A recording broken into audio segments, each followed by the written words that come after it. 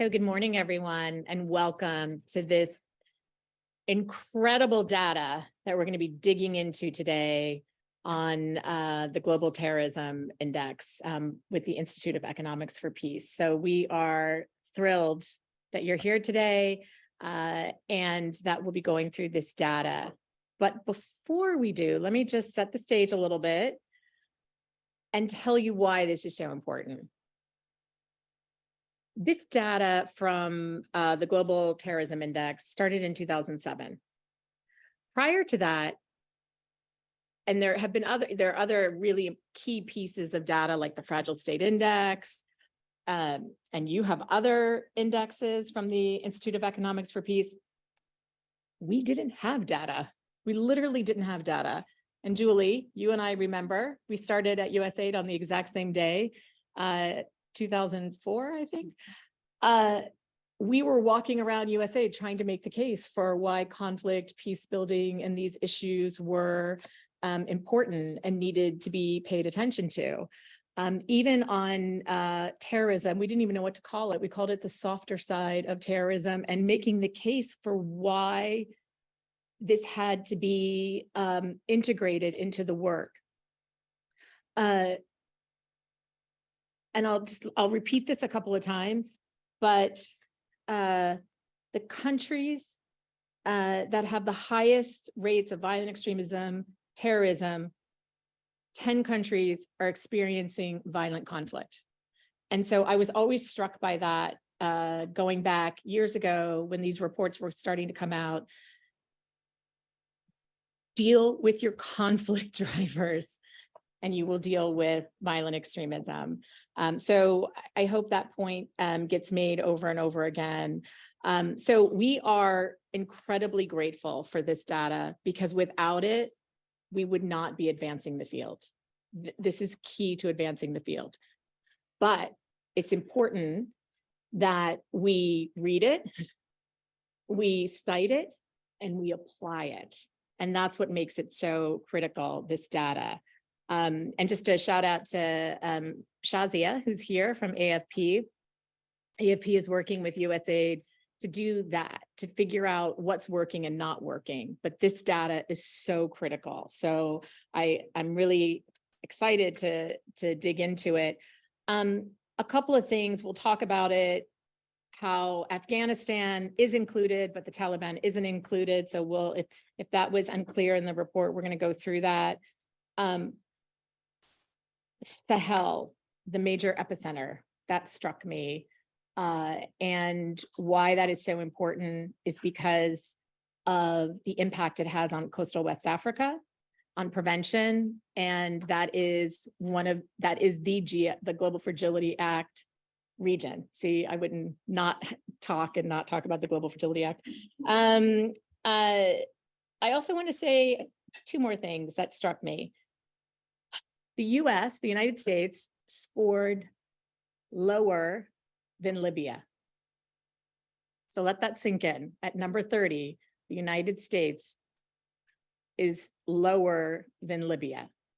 And it's data, and I know these are very, this is meant to be it's international, but I keep pulling the United States in because we have to recognize that this report clearly looks at the US as well.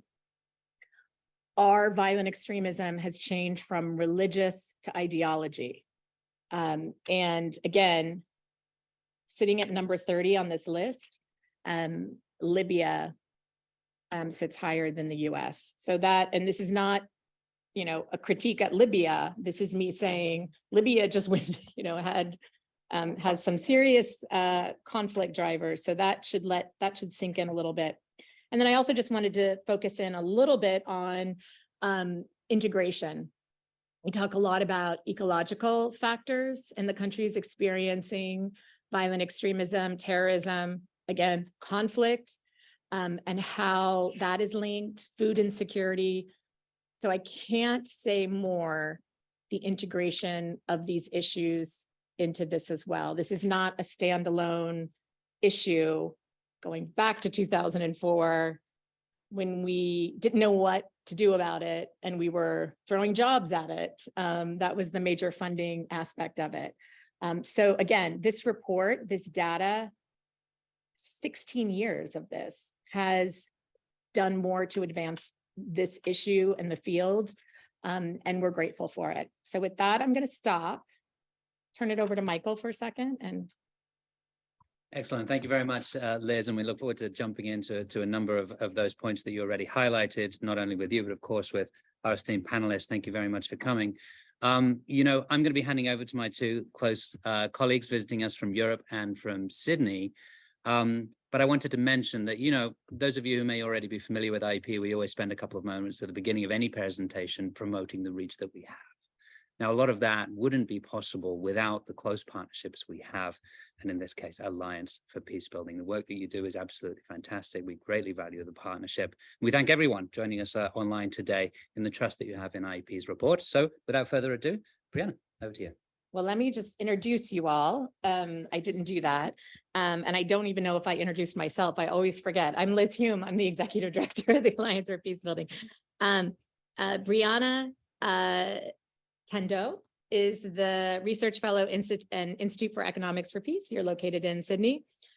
Serge Struban is the director of operations for Europe and MENA for the Institute for Economics for Peace. Jason IP is the chief of operations for the Global Center for Cooperative Security. Kat, you can say your last name. Aryaeinejad. Thank you. Aryaeinejad. She's the senior program officer and managing lead for Resolve at USIP. Julie Werbel, who I've already mentioned, is the division chief of leadership and learning from the USAID's Bureau of Conflict Prevention and Stabilization. And Haj Digite. He is the founder and executive director of the Timbuktu Center for Strategic Studies on the Sahel, which is obviously important given the findings from this report. Okay, so I'm going to just jump right in, also make this a bit conversational. So let me start off with Brianna to take it away and Serge to go through this amazing report. Thank you. So I'll just share the presentation.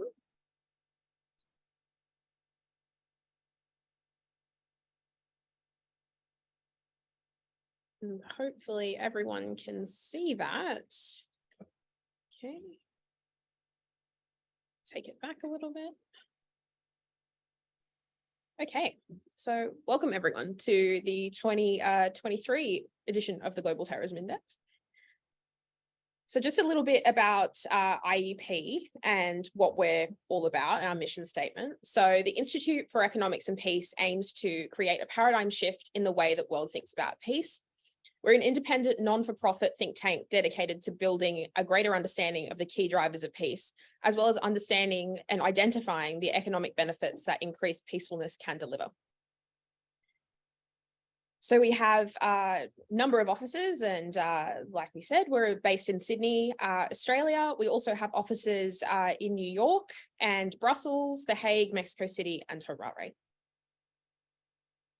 So the Institute for Economics and Peace, our research is used extensively by international organizations, including the OECD, Commonwealth Secretariat, World Bank, and the United Nations. Our work has three main audiences, our international organizations, like I said, our academic organizations. Our reports are used in and included in thousands, if not tens of thousands of university courses worldwide, as well as policy makers and decision makers. Our reports also have about 350,000 downloads of each report annually. So we have a very wide reach. We also have numerous other products. So our Global Peace Index is our flagship report, obviously the Global Terrorism Index, and there are a couple of other reports, including the Ecological Threat Report that we released recently. So in a nutshell, what the Global Terrorism Index is.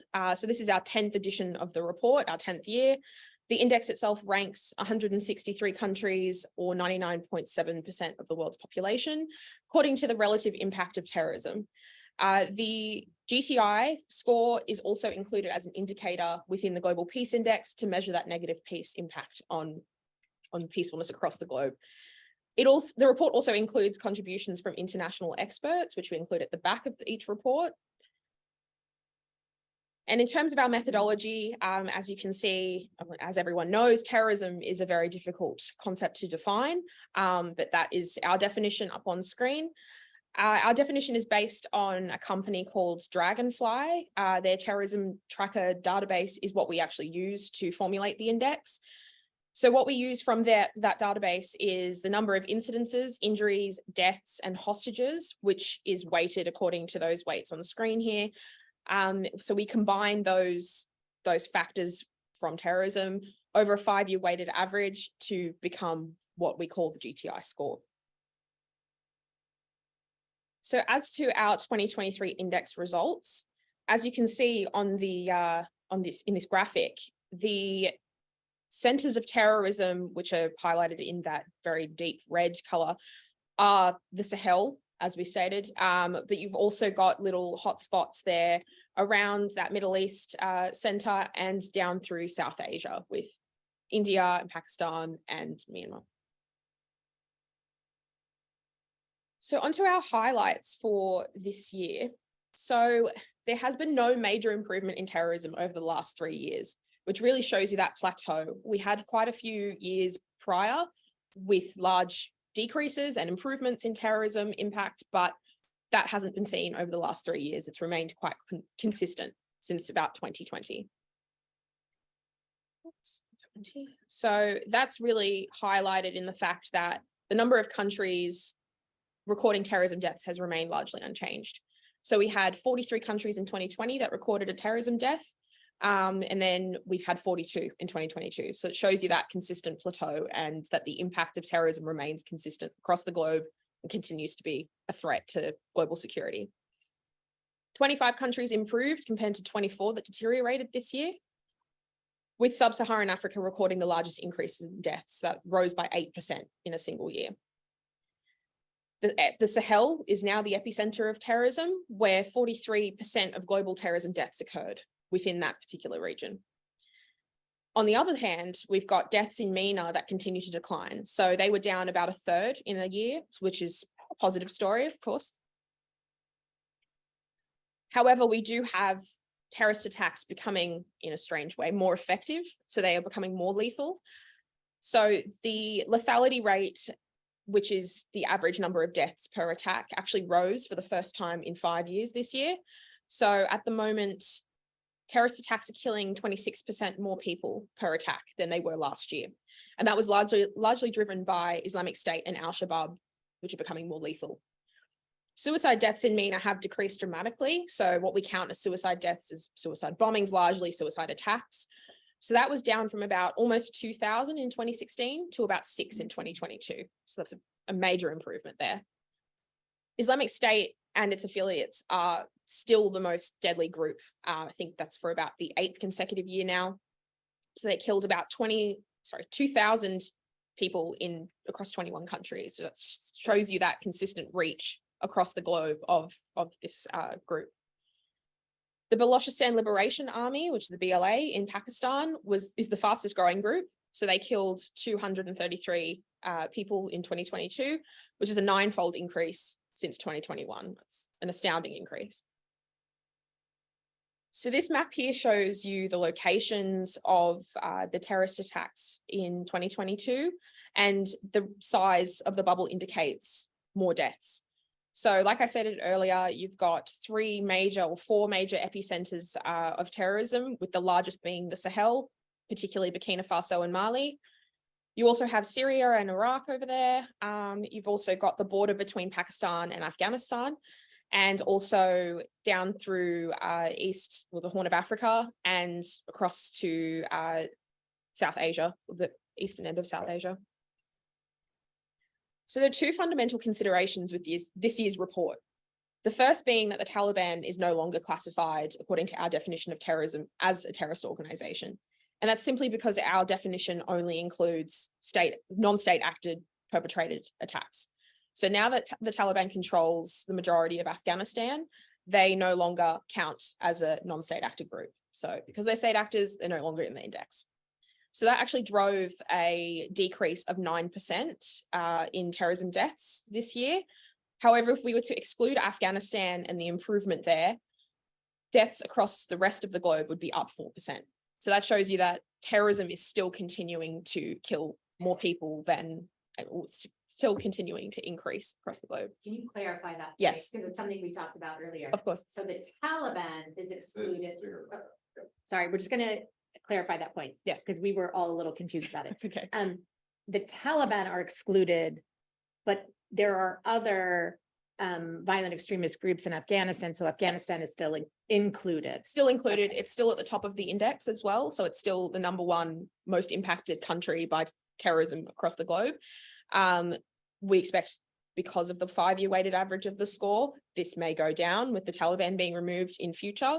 However, yes, there are obviously other resistance groups active in Afghanistan that are using terrorist tactics. So that they still have some activity in there. So the other fundamental consideration for the index this year is that Islamic State is actually claiming less attacks, according to our data, especially in the Sahel. And this is simply, it's a very easy sort of explanation there when you look at the rest of the database. There is another group called unknown jihadists, which is a group that is on the rise across the globe. And that's simply just an unorganized sort of, it's not one group, it's, you know, could be lone actors that are acting under jihadist sort of influence. But those attacks by unknown jihadi groups are largely concentrated in areas that Islamic State is active. So Islamic State deaths were down, yes, 16% within the last year. However, if we included unknown jihadi attacks in those areas where Islamic State are active, then deaths would have actually increased. So there is a bit of a classification thing there, but we know that Islamic State and their affiliates continue to remain a threat across the globe. This graph here shows you the GTI score change within the last year. And put simply, as you can see, sub-Saharan Africa is the only region across the globe to deteriorate. This is the top 10 countries in 2023 that they're at the top of our 2023 index. And within that top 10, there hasn't really been much change as to the countries that appear in the top 10 over the last 4 or 5 years, with Afghanistan being the top most impacted country by terrorism in the world for the 4th consecutive year this year. However, you can see some shifts within the top 10. So Iraq has dropped 5 places, so that improvement in MENA is reflected there. But also in the Sahel, you can see that deterioration is reflected in Burkina Faso rising 2 ranks at almost to the top of the index now. So, and Mali as well is rising underneath there. So showing you that the Sahel is really becoming that epicenter of terrorism.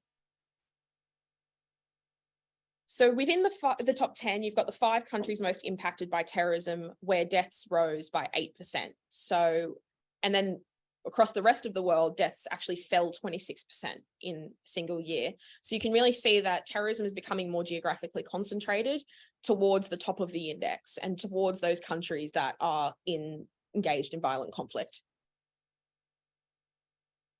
And this really drives that home as well. You can see this is across the top 10 where, you know, Burkina Faso alone accounts for 17% of deaths across the globe, whereas all other countries outside of the top 10 only account for 15%.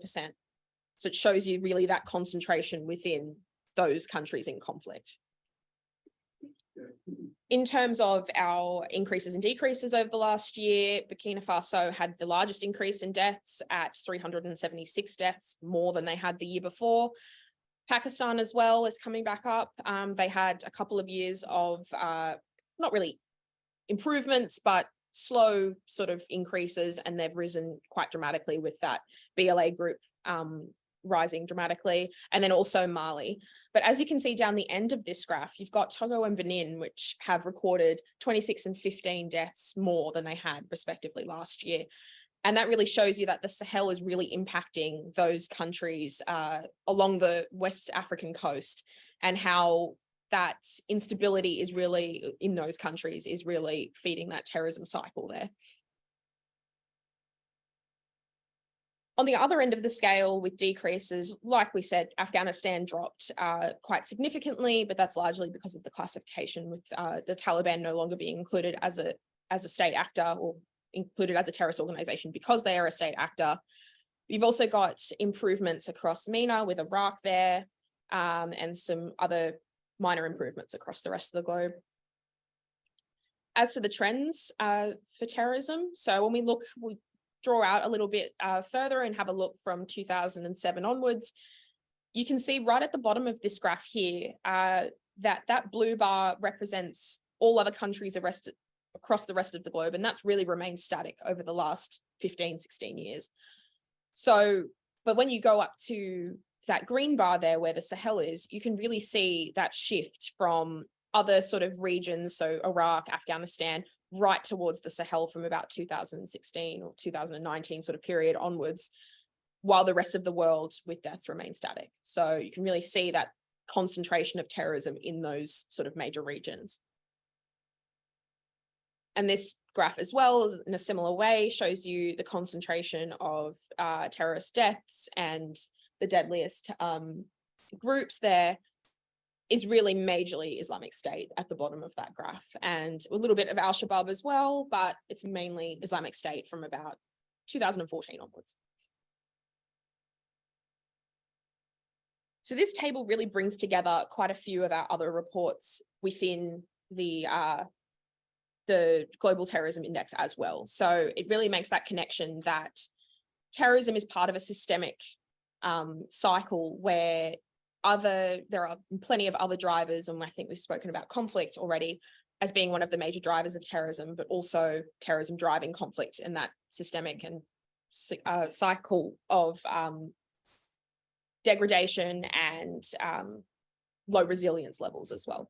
So we have a couple of other indices that IEP produces, mainly being the Ecological Threat Register, which measures the impact of ecological degradation on countries' peacefulness, and the impact of resilience levels on their ability to cope with those ecological shocks that will become more present with climate change. Our resilience level is measured in the Positive Peace Index. So as you can see, this table shows you the top 10 top 10 countries impacted by terrorism and their ecological threats that they face, as well as their resilience levels. So it really shows that with those countries that are engaged in conflict, engaged in terrorism, they're also facing high levels of extreme water shortages and high population growth, and how that feeds into their ability to cope with those sort of threats, but also their resilience being low, and how that feeds into that systemic cycle of conflict and terrorism and low resilience. So IEP really fosters a theory of the systems approach. So it really feeds into everything that we do. So the ETR, or the Ecological Threat Report, really features in the GTI, as well as all of our other reports as well. So we really aim to show that there are systemic drivers of absolutely everything that impacts peace. So I'll hand over to Serge now. Well, thank you very much. What I'm going to do now to finish this presentation is focus on three regions: the West, the Sahel, and the MENA region. But before doing that, I would like to come back on your question and maybe make things really clear about Afghanistan. Afghanistan is still number one on the index because of the methodology we use and the fact that we take the impact of the last 5 years within the methodology. So therefore, even if the Taliban is not anymore in the 2022 data set, the impact of the 4 or 5 previous years are still within the Global Terrorism Index. You have also seen in what Brianna has said that when it comes to the number of casualties, Afghanistan shifted from the 1st place to the 5th place with a strong decrease in the number of casualties. So this is showing us that over time, in the next 2-3 years, you will see Afghanistan fade away from this 1st position and the countries of the Sahel taking over the 1st position of the Global Terrorism Index. When you look at Afghanistan, you see that other groups have emerged. So basically, you have an insurgent group, the Taliban, who took over power and is not a government, and other insurgent groups have emerged. That's the Islamic State in the Khorasan province in Afghanistan, and a new group called the Afghan National Liberation Front. And those are the ones now producing the figures, producing the numbers for Afghanistan. active in 24 of the 36 provinces in Afghanistan, with a concentration of the efforts in Kabul, the power center of the country. So that's the situation for Afghanistan. When we look at the terrorism in the West, it's clearly, especially when you look at the figures, so we are under 20 casualties in the past year, absolutely marginal in this figure compared to the about 6,000 casualties globally. But if we clearly look also at the number of attacks, there we see a distribution that, of course, is following the overall trend globally. The evolution is there for the West, is the change in the motivation for those attacks. So we have seen a shift from the religiously inspired attacks towards the politically inspired attacks. So we see today in the West that the vast majority of those attacks committed in the West are politically motivated. So we talk about far left, far right. And so this amount is much higher than the religiously motivated attacks occurring in the West. So that's clearly the evolution of the past years. And within the politically motivated attacks, we see that there is like a much more emphasis on those far left motivated attacks. So it's about 3-to-1 to 4-to-1 compared when you compare the far left attacks to the far right attacks. Yes. So that's only when you look at the number of attacks. When you look at the casualties, you can clearly see that the modus operandi of those different groups are completely different. So it's still the religious groups or the religious motivated attacks who are generating the most casualties, followed by ideological or political. When you look at this bar is basically far right. Far right is also generating casualties, where far left is going for a high number of attacks, but zero casualties. That's the way these different groups are operating. So depending on which country you're in or which governments you're talking to, some governments will look at the number of attacks as really the preoccupation and the things that they need to address, making sure that this number is going down. So they will maybe shift more to the ideologically motivated attacks or groups, where other countries like France, for example, continues to look at the number of casualties and continues also to focus those Salafist jihadist groups active in the country who are trying to commit attacks in the country. So both of these figures, both of these analyses are important for policymakers and decision makers. When we look at terrorism in the West, so clearly their ideology is the driver. We had 15 ideologically motivated attacks, 3 religiously motivated attacks in 2022. Since 2012, so a period of a decade, 3 times more ideologically motivated attacks than those religiously motivated. So clearly this is an evolution there. We only had 8 attacks in the US last year, not really tied to one group. So really inspired attacks. 4 in the UK, no death for the first time since 2008. So on record in the UK. So that's a positive evolution. As I said, in total for the West, less than 20 casualties. Yes.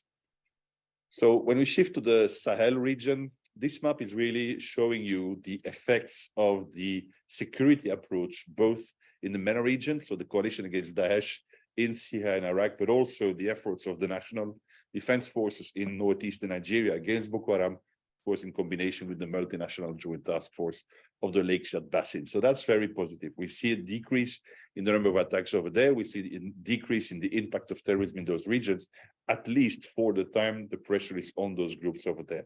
But therefore, those groups are not disappearing. They're just shifting to other parts of the region, other parts of the world. And those parts of the world are really defined by low levels of resilience. So this is where a positive peace report comes in, the measure of resilience. We see that those groups are very, very opportunistic, very, very flexible, and will just shift to those parts of the world where they will find a fertile soil for their ideology, for their techniques, and for the application of terrorist techniques and procedure to be successful. So that's why we see the shift towards the Sahel region, the concentration at the moment in 2 countries being Mali and especially Burkina Faso, and of course the destabilization of other countries, neighboring countries to the Sahel region, countries like Togo, like Benin, and we see a lot of tension rising also in countries like Cote d'Ivoire, Guinea, or Senegal, because there is of course this access to the ocean, access to the sea in Western Africa, which is very, very important for those terrorist groups.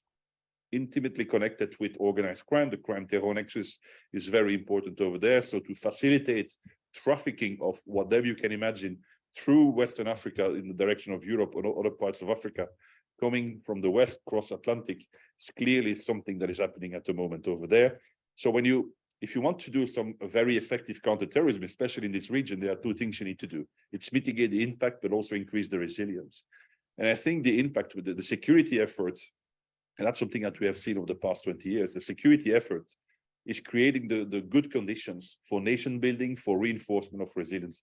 If you do not do this, if you only intervene from security perspective, where the same conditions are there for those groups to thrive again and start where they stopped once you take away the security pressure. Yeah.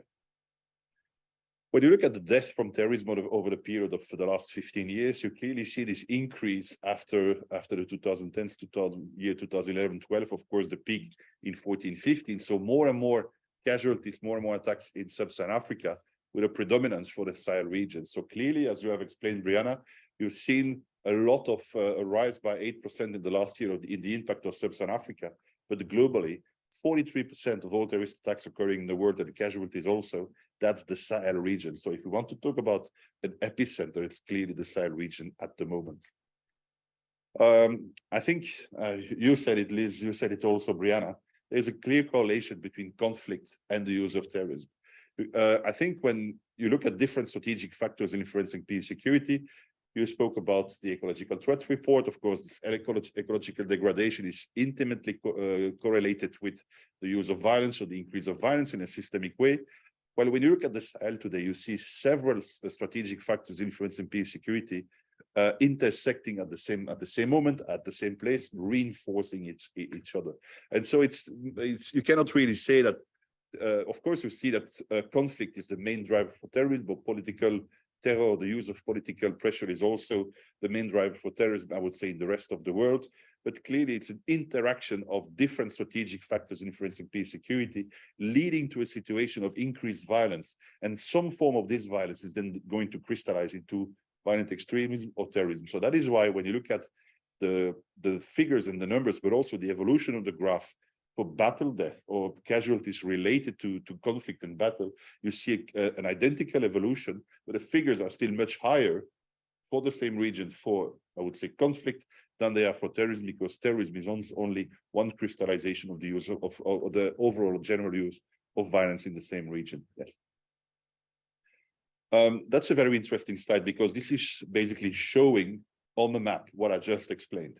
So this is showing you the correlation between, or even the geographical correlation between terrorist attacks occurring in the Sahel region and also the lack of access to food, so food insecurity. So you clearly see there that it's in those mostly border fringe regions where there is already instability created by other factors that terrorism is going to be most present, or that terrorist organizations have the best ability to perpetrate the attacks. You can do this for food insecurity, you can do this for access to water, you can do this for a wide variety of different factors. So let's finish with some form of good news in the MENA region. So of course, after the peak of 2015-16, we have seen a large decrease of the impact, and you have mentioned that the terrorist attacks or the suicide attacks are really now almost unexisting anymore in this region. So that's a very positive news. We have seen, and you have seen that also in the top 10, a large improvement for Iraq. So that's absolutely good news. Situation in Syria is a little bit different. Of course, in the northern part, where there is still a lot of insurgency or a lot of combat and conflict going on. Maybe a side note there, the earthquake about 2-3-4 weeks ago in Turkey and Syria happened exactly in this region. So what will be the impact of, I would say, an even more fragile environment or even more destabilized environment? So we will see that in the next Global Terrorism Index, but definitely also in the other reports that we are producing. Same thing is valid for the number of deaths committed by the different actors in the region. So we see a steep decrease, but the Islamic State is still there. So I think maybe to close this presentation, I think what we can do, and you have said it, Liz, conflict is still a driver of terrorism. Terrorism is still a global phenomenon. We see a plateau of the number of attacks and casualties, but you also see a plateau in the number of countries in which the Islamic State, for example, can become effective. We see a high level of lethality for the two of the main groups, which would be the Islamic State and Al-Shabaab. So clearly, I think it's important to continue to produce global terrorism indexes, because it's a phenomenon that is influencing peace security throughout the world. As I have said, It's also a consequence of conflicts. It's a crystallization of form of violence that are already present in the world. And clearly, security effort is necessary at the heat of the moment to make sure that you can start a new phase. And this new phase should be nation building, should be the development of those societies in the regions in which you intervene. Therefore, I think it's important also to come with this approach where you mitigate the impact, where you definitely increase the resilience of those countries to be able to absorb shocks in the future and to be prepared to maybe a new wave of terrorism, or at least a tenth of those groups to be active in your country. The stronger and the more resilient your society, the lower the chances for those groups to be effective and successful. I think that's it, Rihanna. Well, so for those who really like us, you can follow us on our social media. Everything we said, even the PowerPoint, is accessible on our website, visionofhumanity.org. So please feel free to also read the report, go into the data that are available. And yeah, so that's it. Thank you very much. Thank you.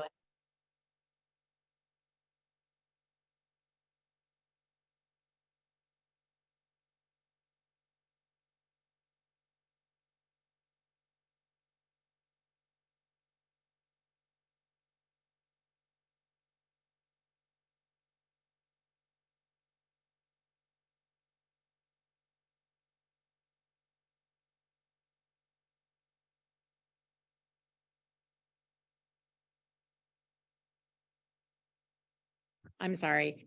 I don't know if people heard that, but we can't fight our way out of it. And that's why this is so important in the Positive Peace Index. So to make sure that we correlate that data. So I was glad you brought that up. So Julie, over to you.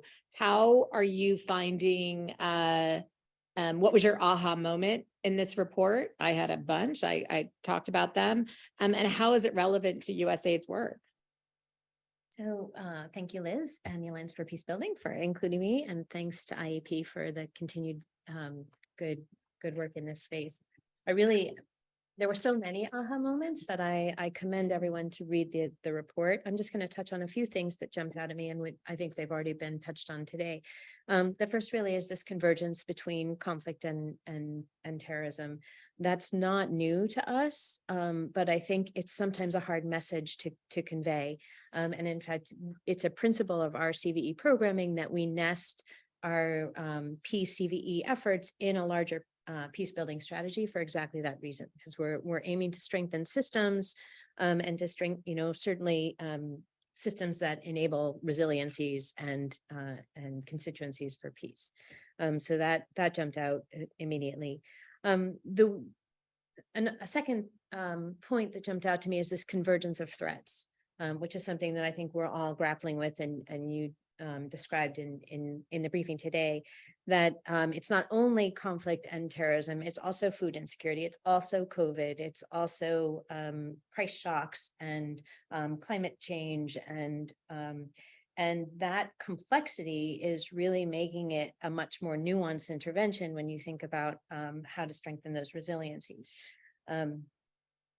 And then, of course, the shift in the center of gravity from MENA to the Sahel, which I think we have been watching for a couple of years already. I would just say 2 points there. One is that strengthening resilience in neighboring states has become increasingly important as they are themselves kind of tracking what's happening in Mali and Burkina and concerned about spillover effects. And in fact, USAID's Office of Transition Initiatives is already working in Niger, Togo, Benin, and Ghana to strengthen local capacities for resilience. And obviously, Liz, you've already mentioned the US strategy to prevent conflict and promote stability in coastal West Africa. Those states are increasingly concerned about the potential for spillover and are looking to shore up their capacities and their resiliencies, again, nested within this kind of larger peace building framework. A couple of other things occurred to me as I was reading it that maybe aren't the headlines. And that is this relationship between security force response and increased terrorism, and certainly noting that the majority of terrorist attacks were perpetrated against militaries. And I think that that's an area that really requires us to consider more deeply. And in fact, USAID commissioned some work with the United States Institute of Peace to better understand how security sector actors and institutions are actually perpetuating violence rather than preventing it or acting as keepers of the peace. And one of the things that study elevated was that many of the factors affecting how security forces behave are outside of the sector itself. That is, they're not the uniformed personnel, they're elites that are manipulating the system for their own objectives. And that is, of course, creating this perpetual cycle of violence that came up repeatedly throughout the report. And so USIP will be rolling out this study formally shortly, we hope. But I commend you also to the website to take a look at that. And then just one final point is that when you focus on the data, it's very easy to focus on the perpetrators, on the attacks, but these reverberate right across society, and they have tremendous impacts for how people live their everyday lives. And it again creates this vicious cycle that prohibits them from creating the resiliences that they need to withstand it and to respond from it and to recover from it. Okay. Yeah, I'm on. Okay, so how is this in USAID's current overall, like how is this being put into your frameworks, your approaches to counterterrorism and PCVE, and what are some of your priorities for this coming year or two or three? So again, we have relied on the GTI for several years as one of the data sets that informs how we think about this. Certainly the Peace Index and the Positive Peace Index, and that all informed our updated CVE policy, which I noted already nests PCVE in a peacebuilding framework. But even beyond that, it sort of shifts our focus towards strengthening local capacities, strengthening local systems to be able to prevent recruitment and radicalization to violence themselves. And so a lot of our programming is designed both to increase resiliencies, but also to strengthen partners in their ability to engage in this space. In terms of priorities for the coming year, there are many, but I would just highlight a couple. The first, as you already alluded to, Liz, is the continuing need to really identify and elevate what works in this space. And so we're very grateful for our partnership with Alliance for Peacebuilding, which is conducting a detailed evidence review of thousands of studies of PCVE interventions to really determine what resonates across time and space, not just what works in one place at what time, but really which interventions are sustainable and replicable. Another thing that has been important to us, again, as I've referenced systems before, is to really better understand the interaction among all of the factors that you've talked about. I mean, in Burkina Faso alone, not only do you have violent conflict, violent extremism, and all of the sort of climate and land-based threats that you have, you see this playing out in real time, right? You see violent extremist organizations pushing farmers off their land, which in turn is throwing off growing cycles, which is in turn contributing to food insecurity, and untangling that web and really understanding how it's happening, why it's happening, and who has the power to influence it is critical. And for that reason, among others, we've been working to update what has been USAID's flagship conflict assessment framework to what will be the violence and conflict assessment framework, in part to better incorporate the levels of violence that exist within a society. And so we'll be actually sending that out shortly for the community's comments, and we look forward to your feedback on it. Sure, you'll get a lot. Yes.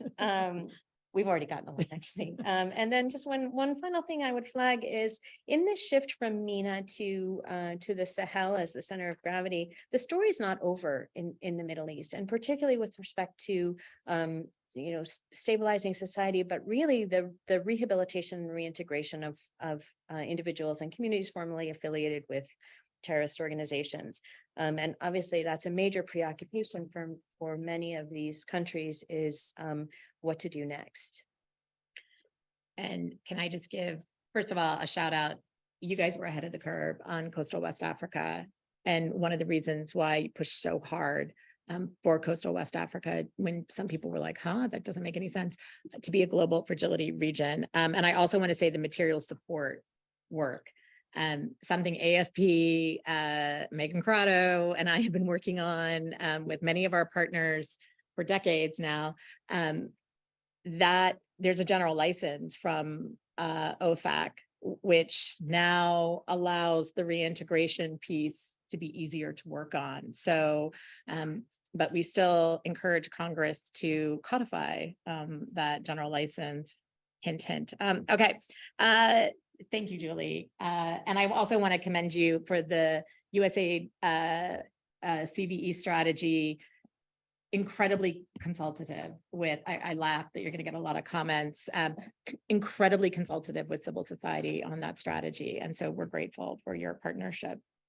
Kat, same questions. What was your aha moment and how does this fit into USIP's work as well and the trends? Yeah, so I don't want to parrot everything you just said because I think we had some similar aha moments. But I think from the perspective of USIP, and I'm going to be speaking more about the Resolve Network specifically because we're focused on research in this space. So I think it lines up with a lot of the trends identified in the report. We approach violent extremism as a form of conflict. It happens within conflicts, it happens outside of conflicts, but inherently it is a very specific type of violent conflict.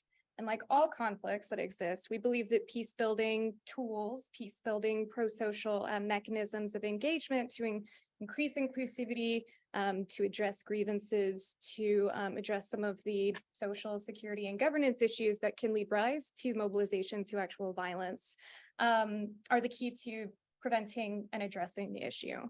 I was struck specifically by the extent to which conflict is still intertwined in these manifestations of terrorism. And even more so because we're trying to develop in coordination with USAID, so I guess maybe this is why I'm parroting you, a framework that better aligns our efforts and allows us to kind of investigate some of these intersecting factors that lead to mobilization to terrorism and that lead to terrorism arising in systems of conflict. But more importantly, to also investigate intersecting solutions to them. So I think over the past couple of years, we've learned that applying CVE and PCVE is a broad brush stroke to conflict dynamics in general, to development dynamics, to peace building initiatives is not necessarily the best mechanism to improve, engage, or provide support at the local level to address them. Recognizing that and recognizing still that there is a need for securitized solutions in a specific capacity, we're working with USAID's Africa Bureau to develop a framework that focuses on the overlaps, differences, and areas where greater cohesion and lessons learned can be incorporated into localization, violent extremism, preventing violent extremism, and peace building types of practice. And we're doing this because, of course, violent extremism is dynamic. It shifts based on time. It shifts based on location. The tools that will be necessary to address those underlying factors and specific groups will also be dynamic. And so sequencing those efforts, identifying areas for transition points between different types of programming that addresses violence broadly and conflict as well, is something that I think came through in this report and something that we're very eager to continue to collaborate locally and with the entire community of stakeholders to develop. Another area of interest in this report was the focus on security and specifically vacuums and border areas where security and governance is not necessarily as strong. where this has enabled terrorist groups and violent extremist actors to kind of manipulate the situation, manipulate grievances, provide resources, and engage in other illicit activities, be the violence based at civilian populations, or increasingly it seems to be military and security forces. We have also been engaged with USAID's Africa Bureau, so I'm going to promo your Africa Bureau a little bit, in a series of research studies. Many of them have been focused on some of the countries identified as most impacted by terrorism in this report, including Mali, Niger, Somalia outside of the Sahel, but still in sub-Saharan Africa, to focus on the context in which these are occurring and the different actors, deconflicting what is violent extremism, what is security sector governance, and kind of understanding how that works together as a holistic ecosystem. So we've just finished a large-scale initiative looking at community-based armed groups who are acting in these contexts, where they intersect with different issues that are giving rise to terrorism, and mechanisms to better engage, manage, and transform those groups in pursuit of peace building and PCV activities. That has been supplemented as well with additional research that focuses on something that you brought up, which is focusing on reintegration specifically, and community resilience, and more importantly, disengagement from violent extremism.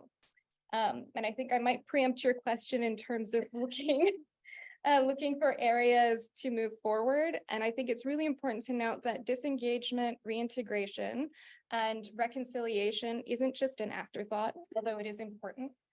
Again, dynamic shift. Terrorism is on the rise in some areas. Terrorism is decreasing in other areas. It is very important to engage those strategies and pro-social trauma-informed mechanisms to disengage, reintegrate, reconcile. In the Middle East and North Africa, for example, where violent extremism has kind of subsided to a certain extent, the threat level is a little bit lower, to rebuild the resilience within these communities. But it's also similarly important to start to think about those mechanisms in places where violent extremism is on the rise. They can be prevented when they're coupled with additional positive peace initiatives to improve the underlying factors that again are manipulated by terrorist organizations to mobilize individuals to violence. So considering in the sub-Saharan Africa context and in the Sahel context, now areas where we can disengage, where we can communicate, where we can reintegrate individuals as the violence is rising, as a mechanism to kind of prevent it from rising to a level that is really out of our control. Okay, so thank you. So you made a couple of really important points, and I just want to highlight them. You were talking about the vacuum around the border areas, and what you're saying is the stuff doesn't stop at borders, and you have to take a regional approach. Again, just another shout out for the Coastal West Africa and the Global Fragility Act. That's what it's trying to do. And then not linear. The stuff is not linear, and the technical term stuff. Violent extremism is not linear, and we have to be adaptive. And that's, I think, some of your key points, and why this data is so critical as well. Okay. I'm going to turn over to Jason. What are some of your main reactions to this, and really looking at it from multi-donor, the UN? There is an office at the UN on counterterrorism. The Secretary General put it together. I know it struggles with some of the integration and how it fits in as well, but how does this play out for multilateralism? Great, thanks, Liz, for that question, and thanks for hosting us, and congratulations to Brianna and Serge on another fantastic iteration of the GTI. As has been mentioned several times, the GTI is such a critical resource, particularly in this field of terrorism that's so often criticized for its lack of grounding in empirical research. So it's fantastic to have this resource year after year consistently produced, and I know that our organization annually looks forward to its release to help inform our programming and the work that we do as an advocate with the United Nations in terms of improving their approach and multilateral approaches generally on this issue. So sort of to respond to your question with a couple of just top line reactions on the report, from that perspective, in terms of our role as an observer of UN and multilateral counterterrorism efforts generally, and also as an implementer of counterterrorism assistance programming. I think the presentation made clear the trends this year are very much sort of a mixed bag, but I think on balance, these trends bode ill for the continued high-level prioritization of counterterrorism as a primary focus of concern. I think you have a combination of both the withdrawal of troops from Afghanistan, international troops from Afghanistan. You have declining terrorist attacks in North America and Europe, particularly those associated to foreign terrorist groups, or what the index calls religious groups. And then you, of course, have the ongoing war in Ukraine, which is consuming all of our attentions. And I think the convergence of these factors conspire to create somewhat less sense of urgency around this issue, particularly in the West. And as a result, we likely will and are already seeing shifting political attention and budgets away from counterterrorism. And meanwhile, the index makes clear terrorism is by no means abating. You have continued deterioration of the situation in the Sahel, increasingly also affecting the littoral states in West Africa, worsening terrorist violence in Eastern and Southern Africa and elsewhere. And unfortunately, I think the combination of the war in Ukraine and declining attacks in the West translate to fewer resources and attention, both within the UN and otherwise, being devoted to supporting other fragile and conflict-affected countries, even as the need in those countries is just as or even more acute.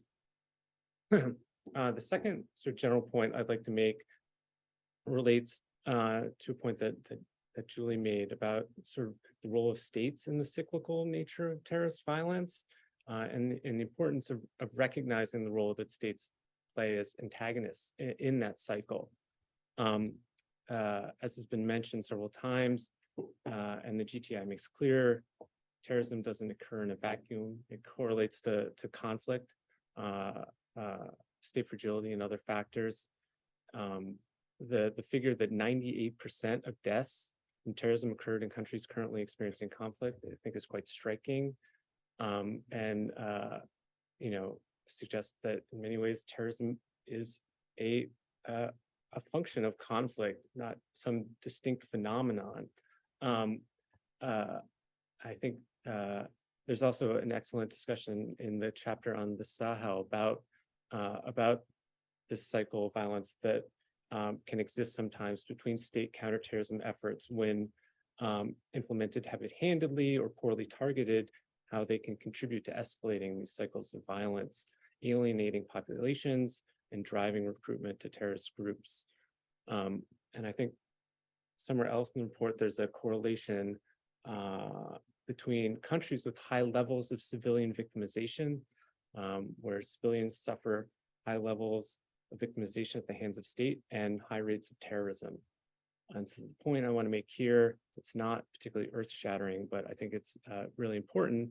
It's that states and their actions play a critical role in this cycle, either in terms of positively addressing the drivers of violent extremism, protecting civilians, or through repressive measures and neglect, contributing to the spread of violent extremism. And often they play both roles to varying degrees at the same time. And this is a simple recognition that I think is critically absent in UN and multilateral discussions on this topic, and even other discussions of this topic. And I think the GTI brings this point home, at least for me, in its analysis, and I think that's quite helpful. And then the final point that I'd just like to share, and this isn't related to the multilateral discussion, but I think is important, and that's the need for locally tailored and led approaches to dealing with terrorism and violent extremism. The GTI is really impressive in that it reveals these trends in terrorism across time and geographies. But when I read the GTI, what I'm most struck by is not the commonality in any of this, but it's actually the variation and the tremendous amount of variation in the types of terrorist violence across different countries in terms of motivations, tactics, the context from which it's emerging. And I think the point here, again, which may be obvious, but I think is worth making, is that we need to ground our responses to terrorist violence in a nuanced understanding of those specific contexts. And as has been pointed out repeatedly, that often it's a feature of conflict. It's related to and grounded in conflicts, and that terrorism and counterterrorism lenses may not be the most appropriate or even helpful lens to apply to addressing those conflicts, and can obscure the solutions to resolving those conflicts in some cases. And then related to that, the critical importance that local actors and building local resilience has to play in resolving those conflicts alongside military, security-led, and criminal justice responses. And I think the challenge when something is identified as a terrorism or counterterrorism challenge, it's national security actors that are empowered. I think the challenge is empowering those other actors in this, in finding solutions to these challenges. And to the extent that the GTI raises awareness about how diverse, localized, and dispersed the terrorist threat that we face now is, I think it can be tremendously useful in that regard. Yeah. So thank you. Those are incredible points. Resources to work on this, not to forget about this on prevention, and also grounding it in local solutions, and also listening to locally led discussions, because there are, a lot of donors, bilateral, multilateral, are also funding security forces that are perpetuating some of this. So again, that goes back to adapting, understanding, even though we're working with a government or a security force in the name of counterterrorism, recognizing that that's put in that mix as well. So thank you. That's really important points. Okay, Haj, we've talked about the Sahel. Now let's hear from you. How are you seeing this report's analysis on where you're seeing some of the biggest increases? So what is your opinion on this report, and how does it apply to the Sahel? Yeah, first of all, thank you so much for having me. It's an opportunity as a Sahelian and a grassroots researcher to be part of this panel. In our think tank, the report on Global Index on Terrorism was very well received. Our think tank is a grassroots Sahel research think tank focused on understanding the root causes of violent extremism. In terms of key findings, I understand in the report, I feel like in the Sahel region of West Africa, particularly Mali, Niger, and Burkina Faso, when we talk about the so-called Liptako-Gourma area, the root causes of violent extremism trace back to the lack of governance, deficit of governance, deficit of access of justice, deficit of basic services provided by the key states and the terrorist groups, as you stated in your key findings, exploit those grievances and recruit grassroots communities. So, and the second point, I would like to say that, as you may know, that the Sahel region is landlocked, arid, and poor, but it's a powerhouse when it's come to natural resources. And the competition between those natural resources is also a driver of violent extremism. You may know also that there is international effort to counter terrorism, such as Operation Serval, the European Forces Training Mission. But after 10 years, the whole military approach was a failure in the Sahel region.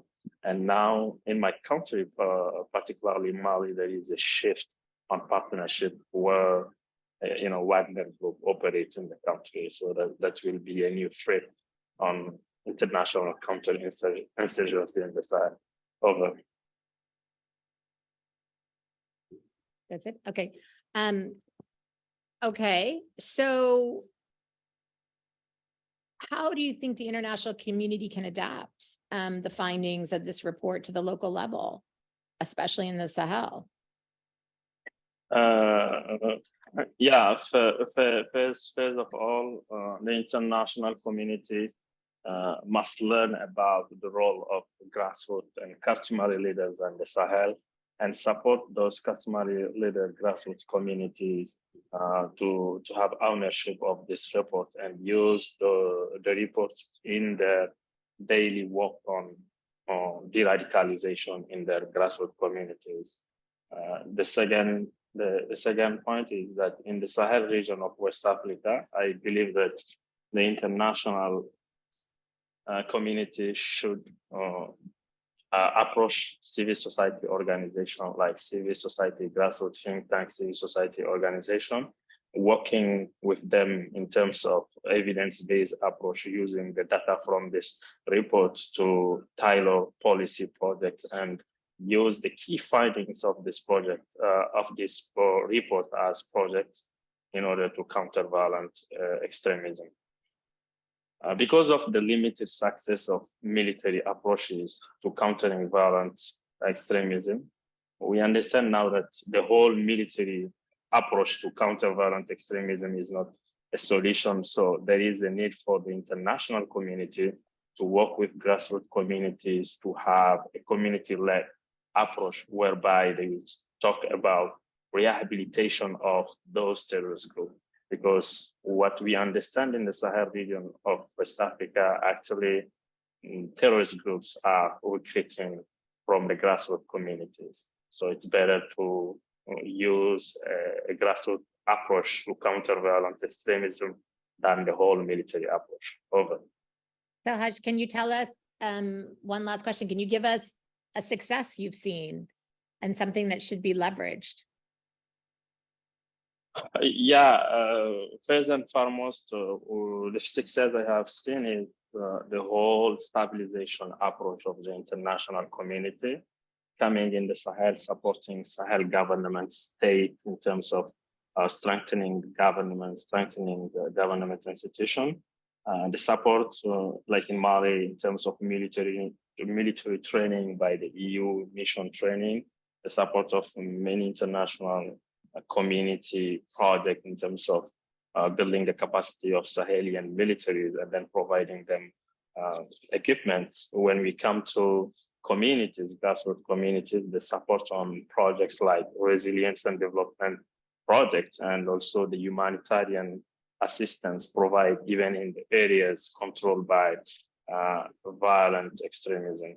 But how they can leverage this is that the whole effort was good, but in terms of fighting terrorism, the whole military approach after 10 years, as you all know, that the lesson we learned from the French strategy is in the Sahel appears to be like a classic counterinsurgency strategy, similar to the current American counterinsurgency strategy, which includes the so-called 3Ds.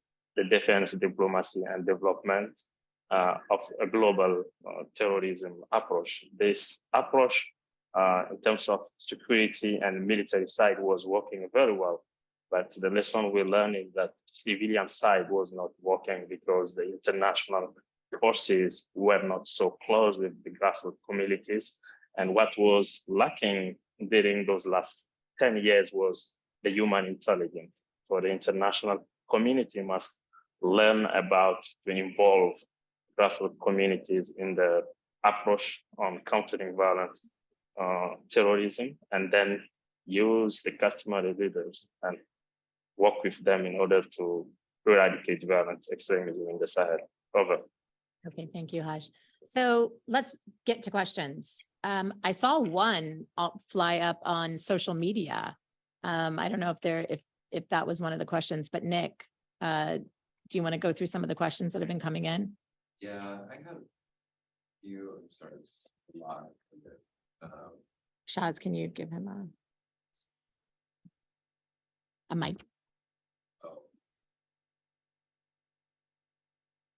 So there actually was a question, Liz, that I saw that I think you would like, and we can post to the group, which is consideration of the racially motivated groups here in the US. And how does that fall into the analysis of the landscape, and where are the gray areas? And so I think I would pose that to you, but also to our other panelists to consider as well.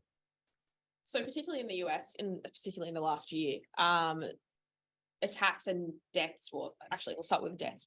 Deaths were actually up by, I think, about 10 deaths. So from a low base, when we consider the rest of the world, of course, but they are rising. And 10 of those deaths were the stabbing in Buffalo. So, sorry, the shooting in Buffalo, in the supermarket that targeted particularly Black civilians. So racially motivated attacks are definitely present within the index. While it's not a particular category that the database uses as a motivation sort of category, it does form part of obviously that far left, far right, ideologically motivated terrorism that we were talking about beforehand. So without going into the specifics of the database, we haven't actually tracked particularly just racially motivated, but we have tracked that far right sort of category, and that encompasses so much. Of course, there's so many definitions of what far right actually encompasses, and it's ever evolving. But it is part of that. So within the US, like we said, in the West, if we scroll out a little bit, ideologically motivated terrorism is on the rise and is the major motivation in the West at the moment. And that will continue to grow, likely, as the discussion continues to grow, as well as social media comes into play, all of that. So, and it is the far right group that really drives that with the deaths. Far left attacks are really to communicate a sort of like a message. It's a demonstration of anger. It's more so property damage is kind of what we see through the index. It's not about killing people, as far as we can see from the data. So you will have incidences where far left groups maybe graffiti, attack, throw things in buildings, things like that.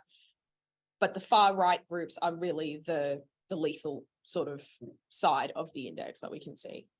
And so, did you want to add anything to that? Oh, I think the answer also lies within the Positive Peace report. When you look at the trends over the past decade, North America is the only region who deteriorated in positive peace, and Canada increased. So you know which country I'm talking about, I guess. And so clearly there. So that's a fact. So we have seen that, of course, the United States that's really the only region has decreased in positive peace. So that's and drastically. That's one thing. And when we look at the evolution, I mean, positive peace is organized around structures, institutions, and attitudes. Structures and institutions are okay. It's definitely attitudes who deteriorate over the past decade also. And so this is also, those are also data that allow us to identify what's basically happening in societies worldwide, but definitely in this society, to see like this resilience, this cohesion is going down, of course, feeding grievances, which will eventually can lead to forms of violence and to also forms of radicalization and violent extremism. I think there's some data that we don't have yet. And one thing I would point to is that for the most part, the individuals implicated in Islamist extremism were younger. And what we're seeing in ethno-nationalist motivated extremism is that they're older. And so the sort of lenses that you might use for prevention look very different. So if you're talking about someone who is, a youth, I would describe that as the triangle of intervention. It's about voice, agency, and opportunity. That one line of entry there would actually make a difference necessarily. We don't know what it is on the ethno-nationalist front too. We have some, we're sort of experimenting in what the right mix of interventions is to prevent recruitment and radicalization to violence. But I think there's more to be learned there. When you say ethno-nationalism, what I'm sort of talking about the REMV, Okay. I have a few more. I'm going to lump a few together. We have a lot of good ones. So one question about maybe could you elaborate a bit more on the Dragonfly database, your choice in using it, maybe some of its strengths or weaknesses and how far the data goes back. And I think we've had some interesting comments kind of on this conversation on how can you separate or measure, for example, let's say white supremacist groups that also have connections to religious fundamentalism, right? And so a lot of far right nationalism, for example, can have a mix of motives. So this kind of that, I'm curious how you can disentangle that in the understanding. And also we had a question on, I'm going to jump to climate change. I'm going to pose it for everybody, but you talk about this connection between climate change and terrorism, but what about climate change and domestic terrorism specifically, right? And I would like to hear maybe a bit more. Domestic in the US, Or, I mean, just in general. yeah, I guess so. Yeah. So I know that was a lot. I can recap again. No, that's fine. Yeah. So I'll jump into Dragonfly and why we sort of migrated to the terrorism tracker database. So originally we were using for the GTI, the Global Terrorism database based out of the University of Maryland. And we kind of wanted a more updated database, like there were issues with updating, but we basically chose the terrorism tracker database because it is the most comprehensive and sort of up to date. They roll through real-time data. So they're constantly updating, like it's a daily sort of thing. So if we pull it one day, it's going to look different to the next day, which is great for our purposes. So as for, the actual database, I would say probably the categorization of what motivation is behind each attack is the most difficult part of the index. And like you said, there's that crossover between particularly groups, and I'll probably speak more to the far left and far right sort of differentiation and the issues we kind of have with that. Far left and far right, they're not binary as much anymore. Maybe 10, 15 years ago, it might have been quite separated. And, we can see that because the database itself goes back to 2007. So we can sort of track that rise and that differentiation between things. And obviously things like COVID have complicated things. I might be speaking a bit more about, from an Australian perspective, but we also saw with, lockdowns and all of that sort of happening, that convergence of different ideologies coming together against government. So what we found in last year's GTI was that the motivations between, or the target really for far left and far right groups was mainly government, which makes sense. It's not particularly groundbreaking, but it is kind of showing you that convergence between the two former binaries. So that becomes very difficult. Of course, we're not particularly looking at each individual incident and breaking it down 100%. So we really rely on Dragonfly's, definitions of each sort of motivation and ideology, and that's all contained in their methodology and their codebook, of course. But yeah, obviously white supremacy crosses over the religious lines, but essentially when we're looking at the West, which is where we saw, most of the motivations come in, we're looking at religious as being largely Islamic attacks and what the West would traditionally call a religiously motivated attack. But yeah, the lines get very, very blurred, and terrorism isn't one thing that can be defined either. So we're really looking at lots of things that converge anyway. So getting down to that nitty gritty gets very, very difficult, as well as terrorism itself.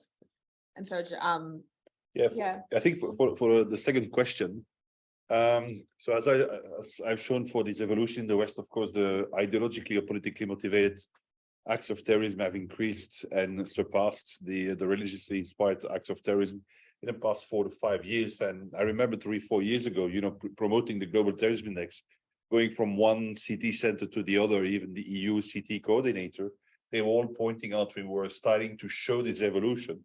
They were all pointing out in one direction, and the word eco-terrorism came out about 3-4 years ago. I think the important information there is what I also explained in my presentation is no casualties. And so the risk that you have there is a higher levels of acceptance for other forms of violence, which are not creating casualties, especially when it fits into a political agenda, which also sounds acceptable. So that's clearly what's happening at that level. And I think, for also presenting this to intelligence services and people really dealing with counterterrorism, what you also see there, and of course, I speak from a European perspective. I don't know it's the same here in the United States. When you talk about religiously inspired terrorism, this is a clear identified group within our society, also living in clearly also defined areas of our cities. So it's easy to point the finger at them and explain to the to your entire population. So we need to take that into account because it's a global problem and it's now also happening in our country. So it's easy from a government perspective to also send finances, assets, people towards fighting this evil to counter and anti-terrorism measures.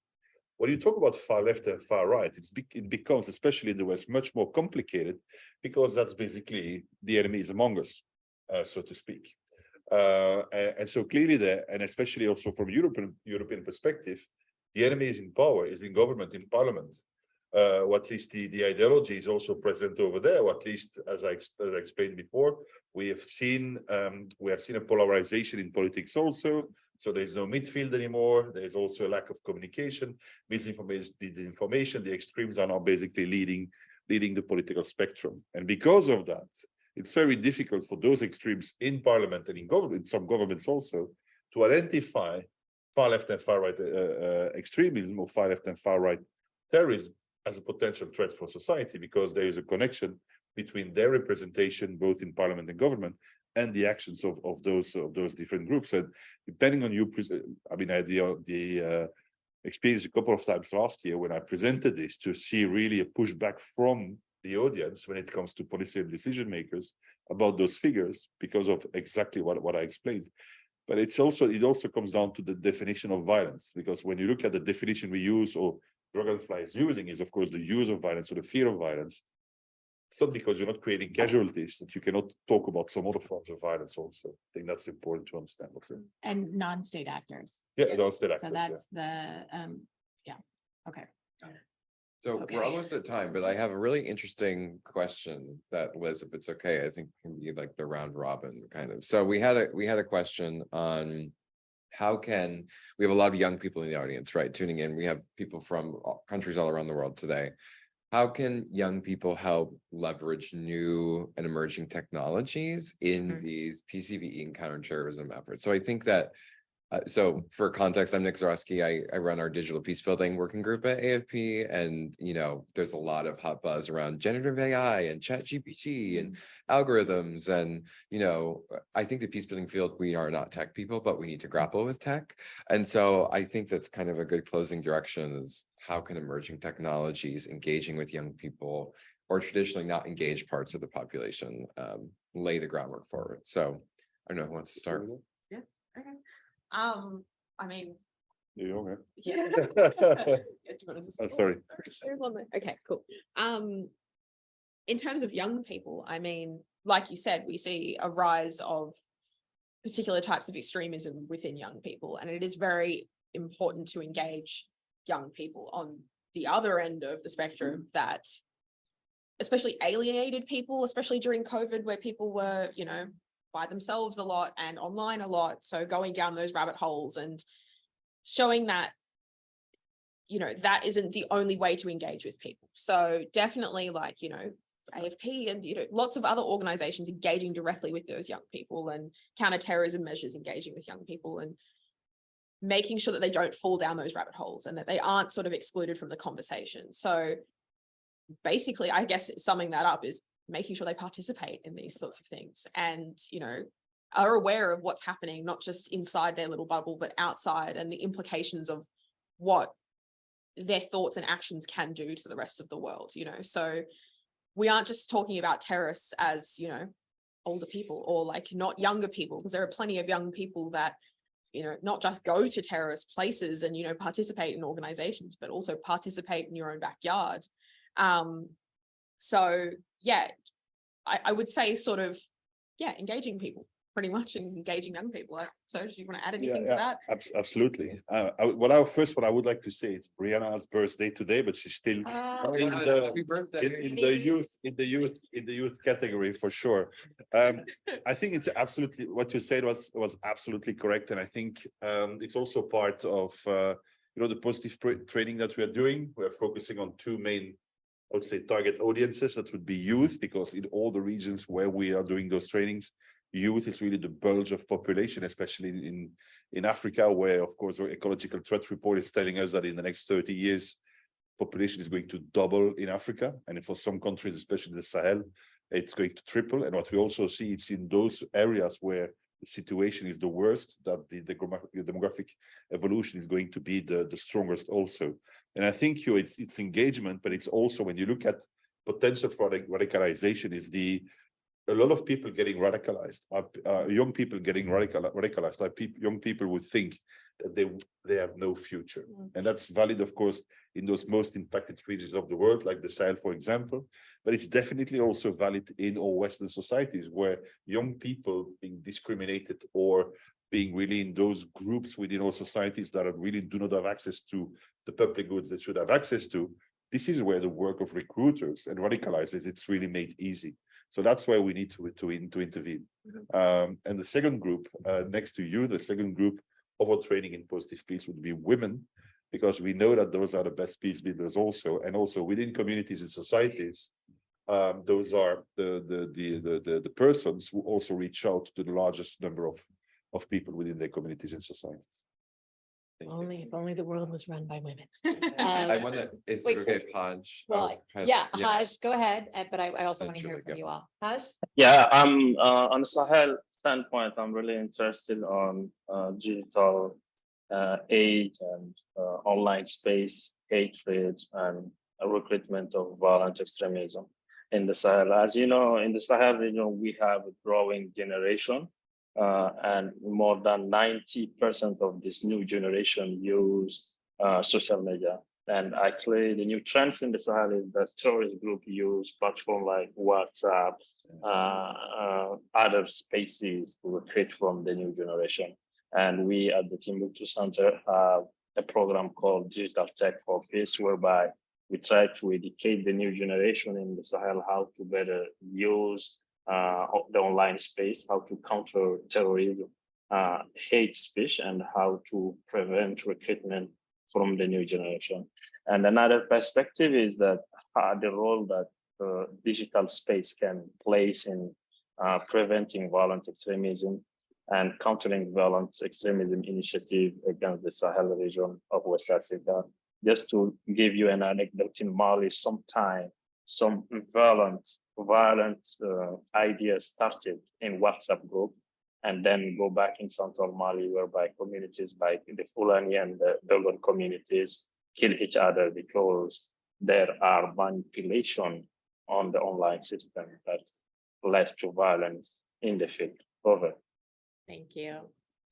Really quickly. I just want to reiterate that most young people are neither violent nor violent extremists. And that's a really critical point, right? So that, to go back to the equation that I discussed before, I think that's what everybody is looking for, whether we're trying to interrupt cycles of violence or whether we're trying to create resiliencies. It's giving people voice, it's having them be heard in society, and their opinions, particularly those of young people, shaping the discourse that affects their daily lives. It's agency, that not only do they have a voice, but they have an ability to act on it, that they can be, that they can shape their own destinies. An opportunity, and that is going to be different for different people. Maybe it's access to education, maybe it's a job opportunity, but it is that sort of combination of things that I think gives people the validation that they need to not turn to violence, and also to interrupt violence when they see it. And I would add just the point on social media. Narratives matter in terrorism. Narratives are extremely important. And we often get caught in the cycle again of the negative, of the dis, and malinformation. But digital peace building is the place where we need to see more and more young people, where they can shape again the dialogue, where they can express their voice in a positive way, and create those spaces online that actually serve to prevent people from making bad choices. Couldn't say it better. Yeah, I could talk about technology all day, but I'm not going to bore you. The tricky thing with technology, and particularly social media, is that it is truly a double-edged sword. It's a place that's supposed to foster inclusion, shared ideas, bring people together, but it's also a place where we don't necessarily think before we act, and we don't necessarily think about the language that we use importantly and the effect that it has on these communities. So I'm not going to necessarily focus on what we should do, because I think peace building initiatives and initiatives that really push for inclusion and push for debate and push for intelligent and empathetic conversation are very important. But specifically noting that in the online space and with technology in particular, it can be hard to truly understand what somebody is saying. It can be hard to truly understand motivations and intentions behind words used, images shared, knowledge of what those images mean and those words mean. Some places it's clear cut, other places it's not. So really remaining attentive in those types of engagements, in social media engagements, in peace building mechanisms to recognize that things can quickly go from inclusion to marginalization, and that does have negative consequences. Yeah, just look at I can't believe I can't remember the revolutions that were happening in the Middle East, the Arab Spring. Thank you, the Arab Spring. We all celebrated the tech, right? And then there was a shift.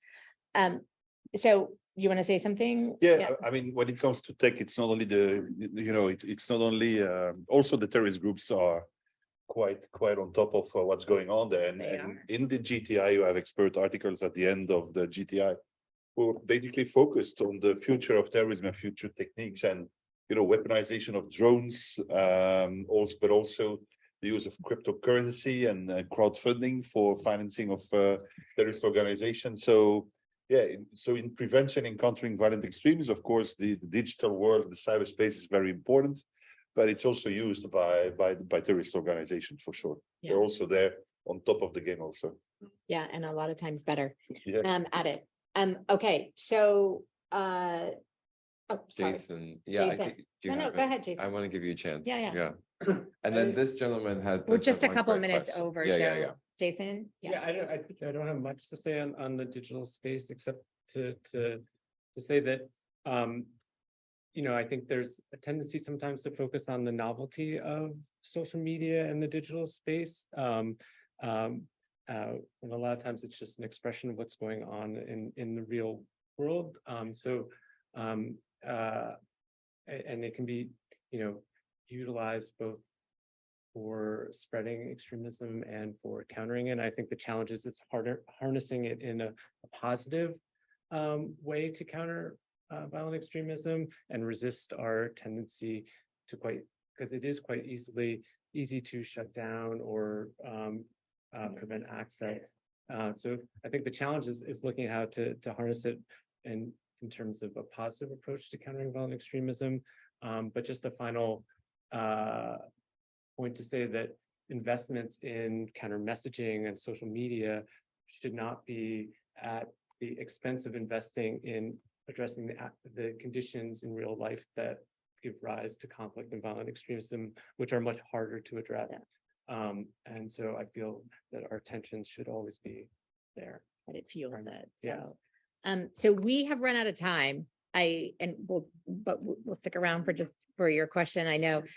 Are we going to lose it 5? No, we can stay on for a second. I just wanted to comment on the fact that we've now run over time, because it's clearly, this is an incredible report. Congratulations again. The information is so critical, and we're grateful for this. I just also want to say that PeaceCon is coming up May 3rd through the 5th. And if you haven't registered, register. It's going to be virtual, and IEP will be there In person, yeah. and in Hybrid, person. yeah.